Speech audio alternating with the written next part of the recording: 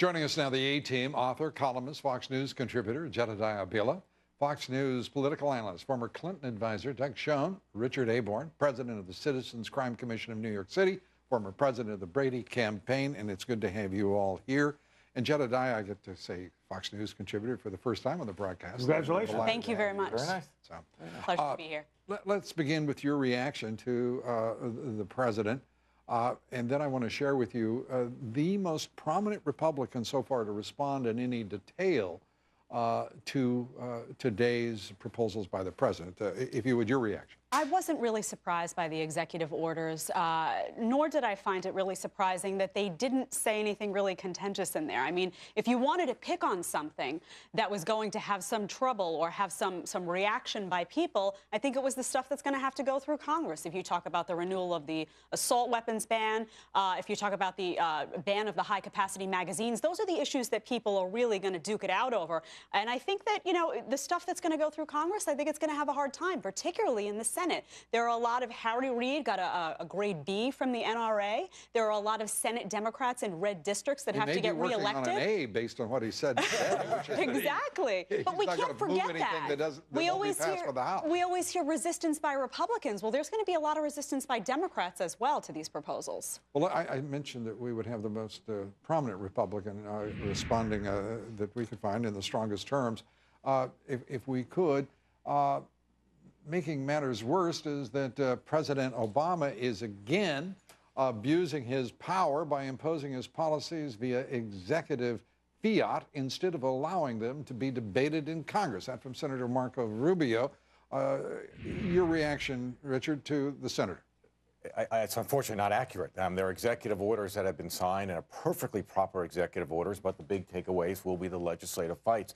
But I think there's a larger message here, and that is that the president has said that this is an incredibly complex issue, gun violence, and we need a broad-ranging, comprehensive solution. This is the most comprehensive approach we've had to gun control since the 1968 Gun Control Act. And that's an acknowledgement that we need to bring in all the various sectors of government and of society. Gun owners and non-gun owners have a role in this fight also to try and finally, once and for all, reduce the gun violence in this country. And the nation's capable of that. We have every possibility of driving this down. And I think congratulations are in order. I will extend them, though I disagree with the policies that are signed into law by Governor Cuomo, but Richard playing a prominent role in moving that legislation to reality. So congratulations in order. The congratulations goes to the governor. He was really steadfast on this. He was really terrific. And he moved quickly. In your judgment, is that going to be sufficient to reduce gun violence in the state of New York? It will help a lot in the state of New York, but guns are unique. We have to have national action because illegal guns come from other states. So, for instance, New York has... So New York lives in its world pristine and pure, but sullied by the gun traffickers from other states. Quite the opposite. Since 1911, New York has had some of the toughest gun control laws in the country and has been very successful at stopping criminals from buying guns legally within the state. But we do have states that have very weak gun control laws along the border, and guns come in from those states. So we need national legislation here. We're going to be right back with the A-Team in just moments. We're going to hear from Doug Schoen, who will tell us exactly how good that new law is in New York and whether or not it is a template for the nation. I say no. We'll be right back. We're back with the A-Team. Secretary Clinton scheduled to testify next week, just as we have a number of Americans who we hope are either being freed or soon will be in Algeria, taken there by al-Qaeda-linked terrorists. Your reaction to what has happened? I mean, this administration had said effectively that al-Qaeda was done. Hardly seems so tonight. Well, we know that it's not. And I think the public reaction will be interesting because a lot of people have a very non-interventionist approach when it comes to foreign affairs right now.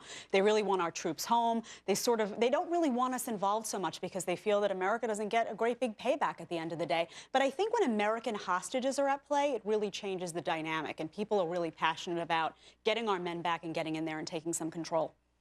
I think what the administration said a speck more accurately is that al-Qaeda's ability to carry out spectacular attacks has been so greatly diminished they won't be able to do it. Clearly, there are remnants out there that are still active, and this is an example of it. It's more than remnants. Let's be clear.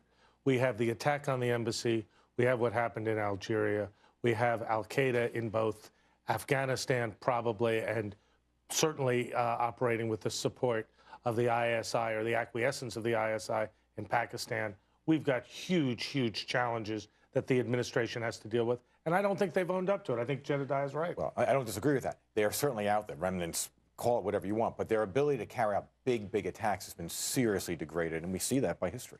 I think, as Waleed Ferris put it, they're less should be less characterized as remnants than a diffuse, disparate, and not always organized group of elements. Sometimes that can be more dangerous. They're controlling Mali now. I mean, that's pretty scary. They're beating the French army. It can be very dangerous. And the hostage taking in Algeria, apparently seeking leverage because of that conflict.